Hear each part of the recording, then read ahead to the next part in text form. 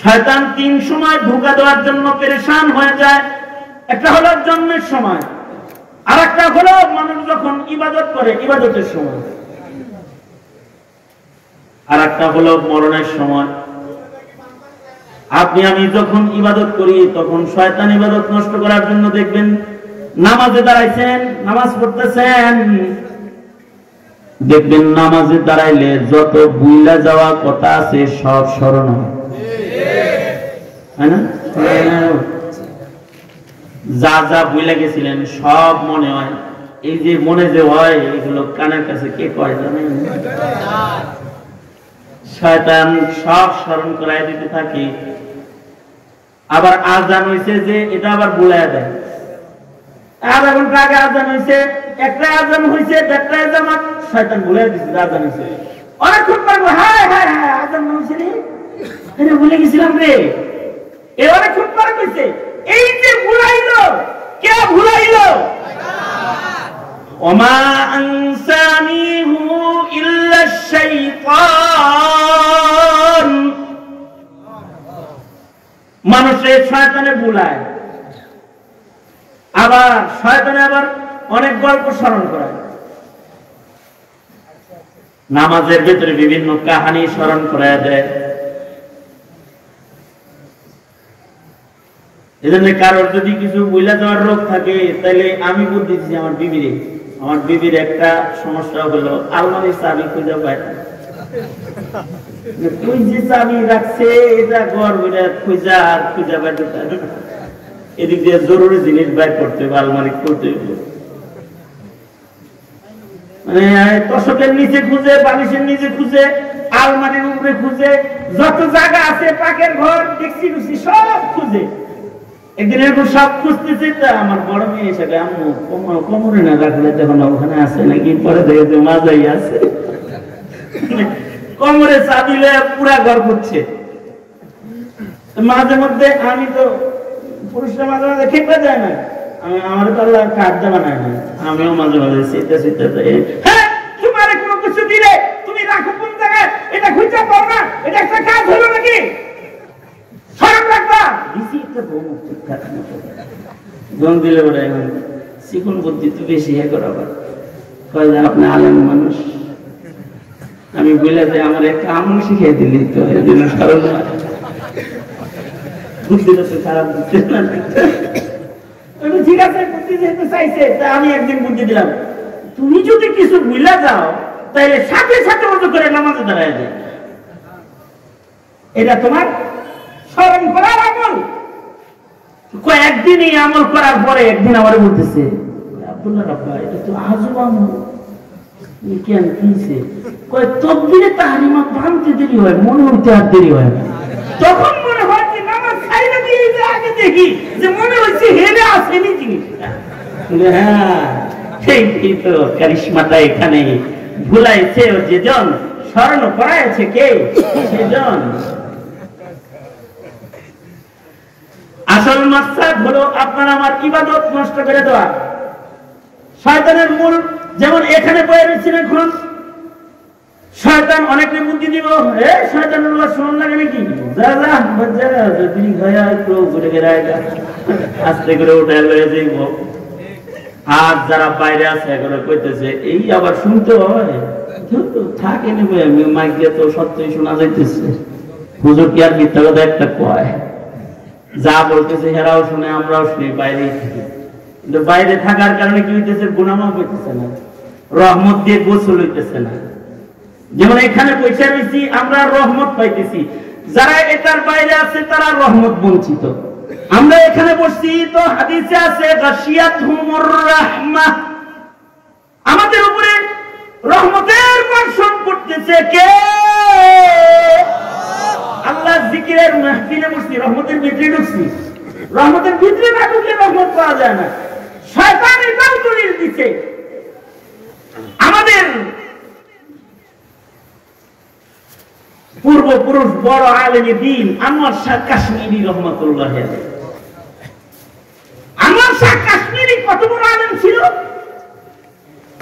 আনোয়ার শাহ কাশ্মীরি রহমাতুল্লাহ আলাইহি সুবহানাল্লাহ বলার লাগে রেডি হয়ে বলেন, ভালো ভালো কিছু খবর কই। আনোয়ার শাহ কাশ্মীরি রহমাতুল্লাহ আলাইহি আল্লাহ এরকম একটা ব্রেন দিছিল, একবার পড়লে 40 বছর মনে থাকতো, বেশি না, মাত্র কত বছর? গোটা দেওবন্দের লাইব্রেরি ওনার মুখস্থ ছিল। উনি বলতেন দারুল উলুম দেওবন্দের কোন বই যদি উলুতে কাটে, ইঁদুরে কাটে, নষ্ট হয়ে যায়, আমাকে বলো, আমি এটা আবার পুনরায় যেমন ছিল তেমন লিখে দিব। আমি এটা ওনাকে বলা হতো মাকতাবাতুন আযীমাতুন হাইয়াতুন নাতিকাতুন, জিন্দা চলতি ফিরতি লাইব্রেরি ছিলেন আনোয়ার শাহ কাশ্মীরি। আনোয়ার শাহ কাশ্মীরি রহমাতুল্লাহি আলাইহি বুখারী শরীফের ব্যাখ্যা গ্রন্থে লিখেছেন শারহুল বুখারী ওয়া তিরমিজি। তিনি বুখারীরও শরহ লিখছেন, তিরমিজিরও শরহ লিখছেন। তো বুখারীর শরহের এর ভেতরে একটা ঘটনা লিখছেন। আব্দুল্লাহ তাস্তারি রহমাতুল্লাহি আলাইহি অনেক বড় এক বুজুর্গ ছিলেন। ওনার কাছে শয়তান এসে বলে যে আমি কি আল্লাহর রহমতের বাইরে? কি বলতেছে? আমি কি আল্লাহর রহমতের বাইরে নাকি? আল্লাহ না নিজে বলছে ওয়াসিআত রাহমাতি আলা কুল্লি শাই, আল্লাহর রহমত সব বস্তুর উপরে আল্লাহর রহমত আছে। আল্লাহ নিজে কইছে সব শাইয়ের উপরে আল্লাহর রহমত আছে। আমিও শাই, আমিও তো একটা বস্তুই, তো আমি কি আল্লাহর মাখলুকের বাইরে কিছু নাকি? আমার উপরে রহমত আছে না আল্লাহ? এটা কইতেছে কিন্তু মাতব বড় না, তো মাতব কি কইছে বুঝছেন তো?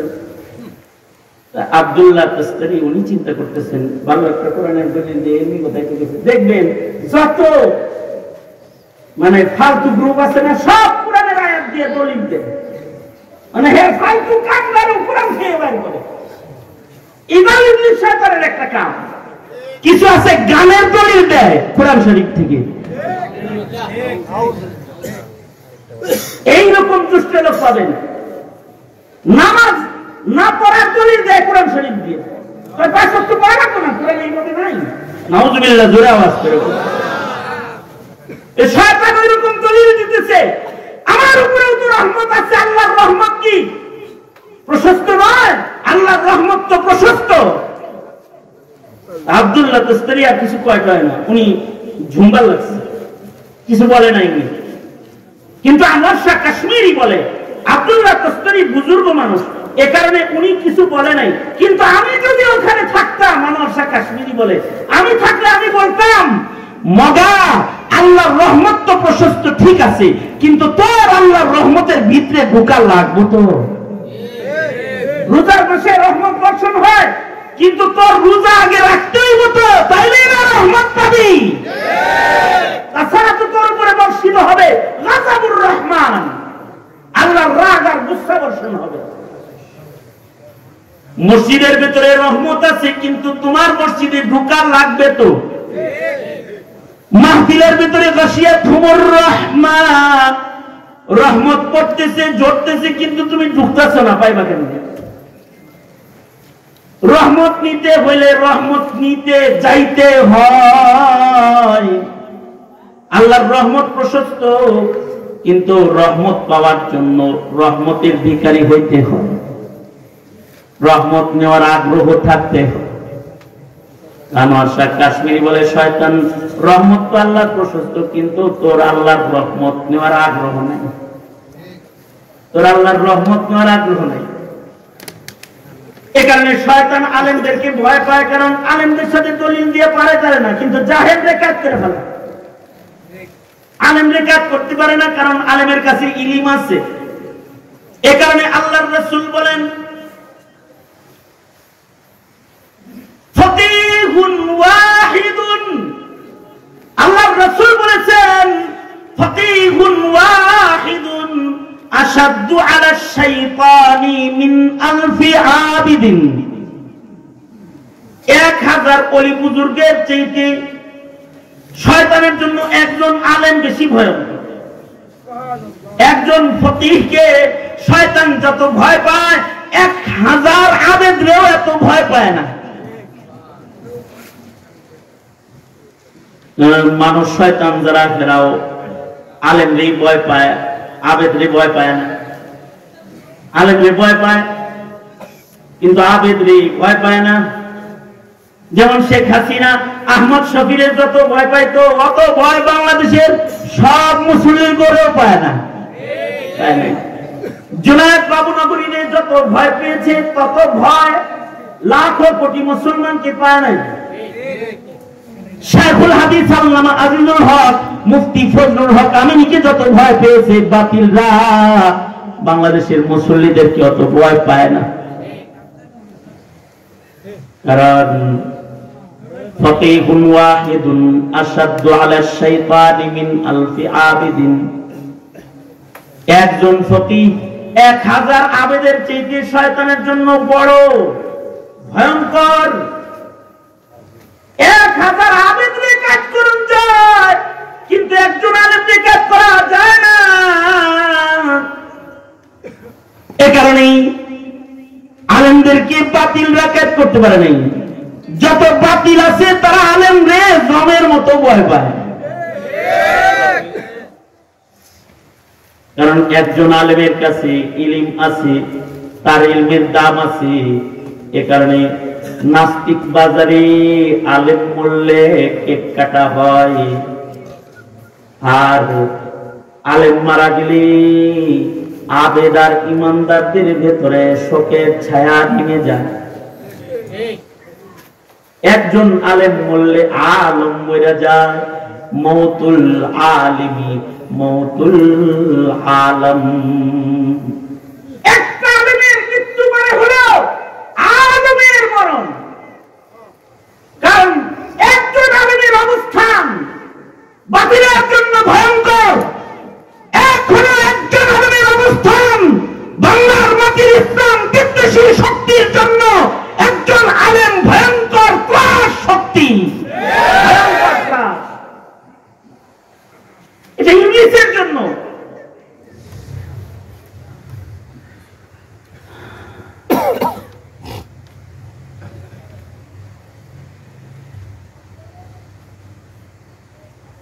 এখানে ইবলিস শয়তানও ওলি বললে এত খুশি হয় না, আলেম বললে কত খুশি হয়। ইবলিস শয়তান। ইমাম ইবনে আব্দুল বার রাহমাতুল্লাহ আলাইহি মালিকি মাযহাবের অনেক বড় মুহাদ্দিস। ওনার বড় বড় কিতাব আছে। আল ইস্তিযকার ওনার প্রসিদ্ধ কিতাব। জামিউল উলুম ওনার প্রসিদ্ধ কিতাব। উনি ওনার কিতাবের ভেতরে লিখেছেন, ইমাম ছিলেন, বড় মুহাদ্দিস ছিলেন।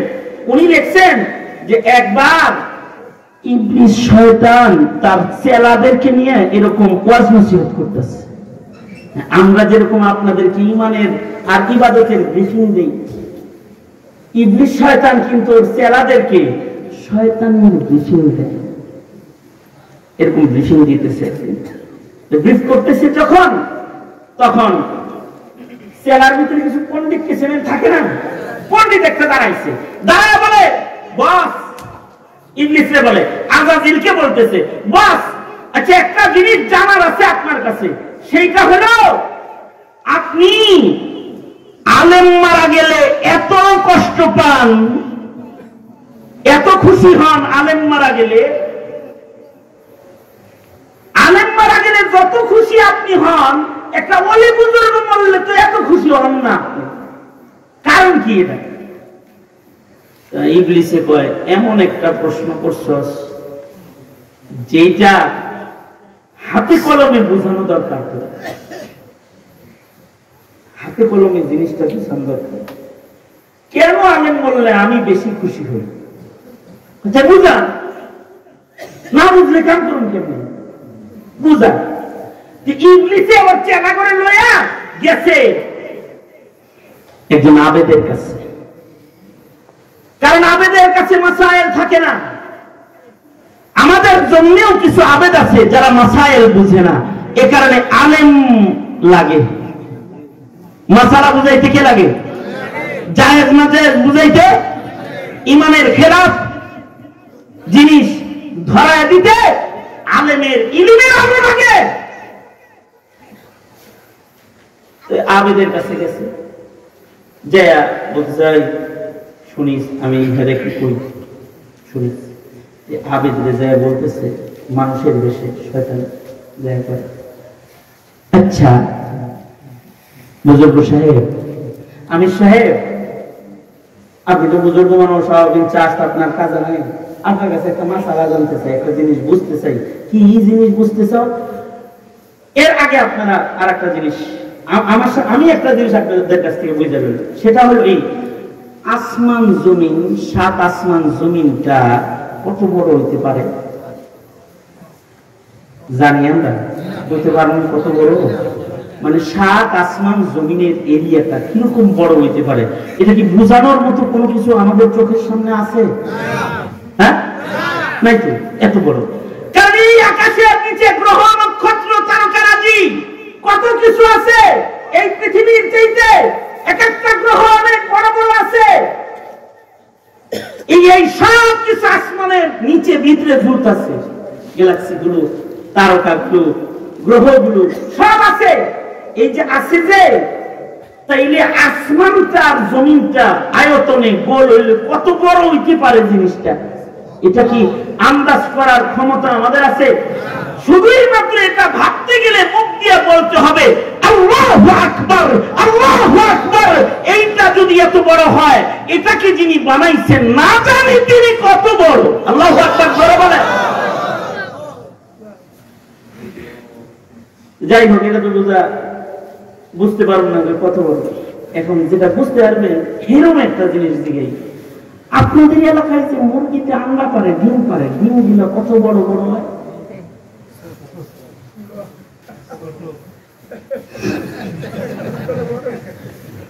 আপনার মনে না, আমি তো গল্প করেন না। যে মুরগিতে যে ডিমগুলা পারে, এই ডিমগুলা কিরকম হবে? 1 কেজি তো মিনিমাম, না কি বলে? হ্যাঁ, কিরকম হইব?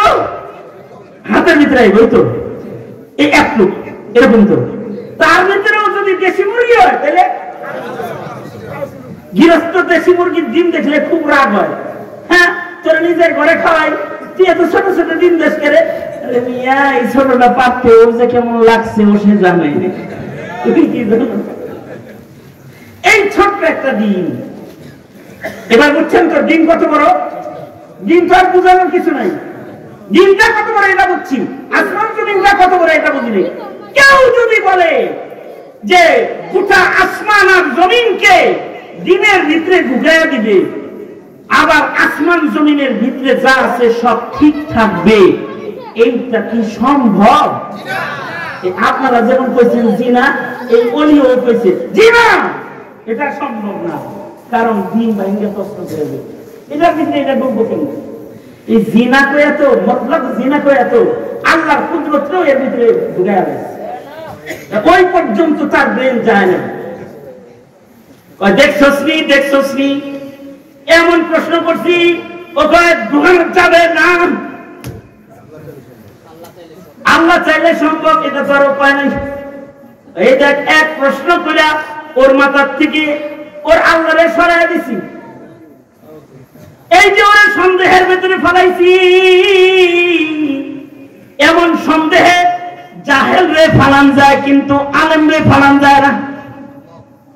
চল যাই এবার মুফতি মুশতাকুর নবী সাহেবের কাছে যাও। মানে আমি এমনি করলাম আর কি, নামটা বড় ভাই এলাকা যেহেতু তার, যা বলতেছে মুফতি সাহেব হুজুর বলেন তো, কেউ যদি বলে সাত আসমান জমিনকে তার ভেতরে সব কিছুকে ঠিক রাখা একটা ডিমের ভিতরে ঢুকায় দিবে, এটা কি কারোর জন্য সম্ভব?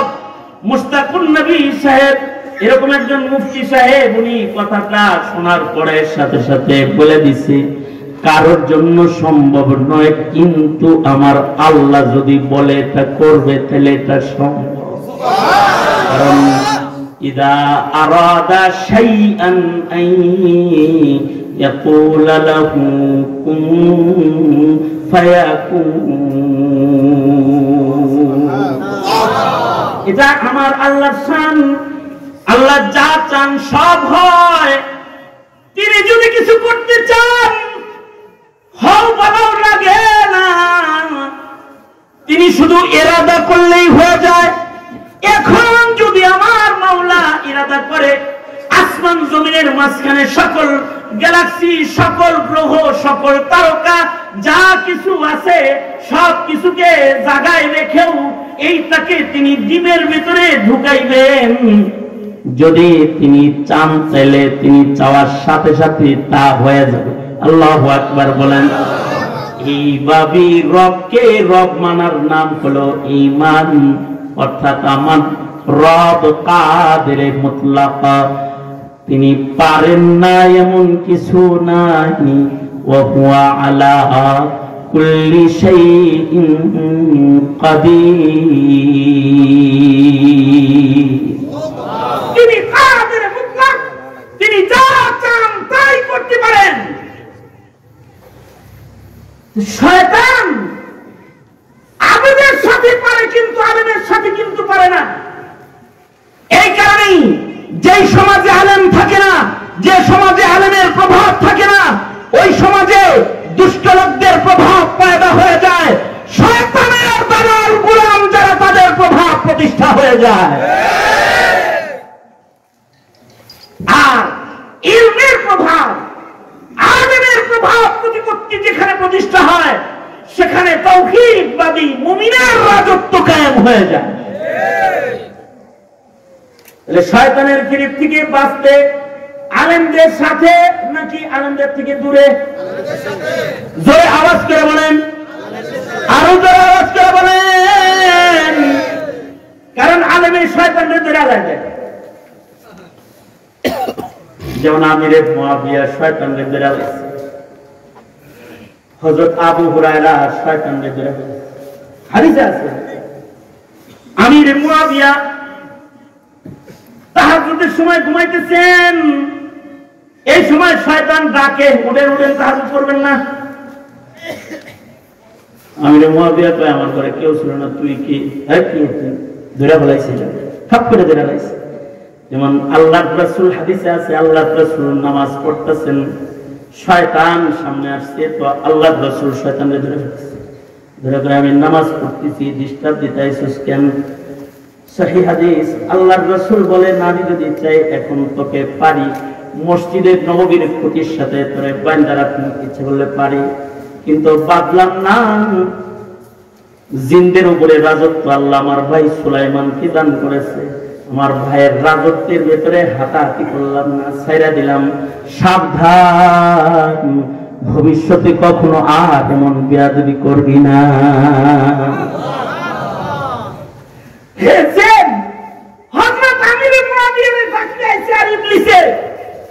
ইবলিসে ধরে বলাইছে, ধরে বলায় তুই কে? আমার ঘরে তো কেউ ছিল না। আমি তো আপনার সাথে সবসময় থাকি, আমি বাইরে কে এলাম? কে? ইবলিস।